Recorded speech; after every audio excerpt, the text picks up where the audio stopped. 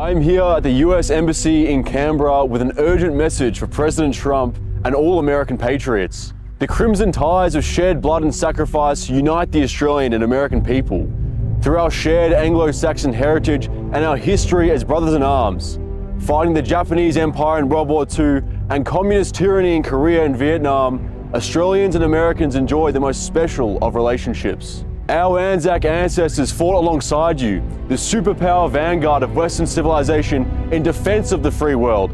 But the so-called free world no longer feels so free. Convincing a new generation of Australian patriots to stand with you against a rising China will not be as simple as it was for our forebears.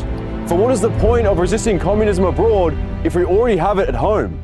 In recent years, our radical left-wing government has unleashed an unprecedented assault upon our civil liberties and upon our very democracy itself, erasing our civilizational identity not merely through mass immigration, but through the right to speak up and democratically resist it.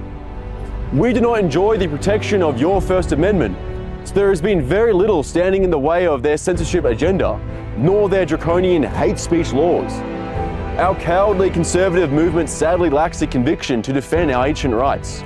The most egregious of our government's radical left-wing assaults upon democracy was legislated at the beginning of this year, enabling our government to arbitrarily criminalise political parties by executive decree as so-called hate groups without judicial oversight.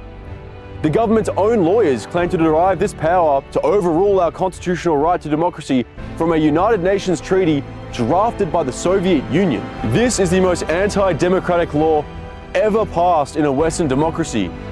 The United States cannot afford to stand idly by and allow one of its closest allies to abolish democracy and criminalise patriotic dissent, especially not at such a critical time as this. Australians fought and died alongside Americans in the wars of the 20th century to keep Australia free. The political establishment here in Australia seems to have forgotten this, but I hope our American friends have not. President Trump, do not let your administration stand by and allow Australia to fall. There are legions of Australian patriots in the common folk of Australia who can be mobilised to take our country back by democratic means. But this is precisely what our government is building a neo-Marxist repressive apparatus to prevent. Do not let them. If they can get away with it, the strong ally Australia once was will be no more.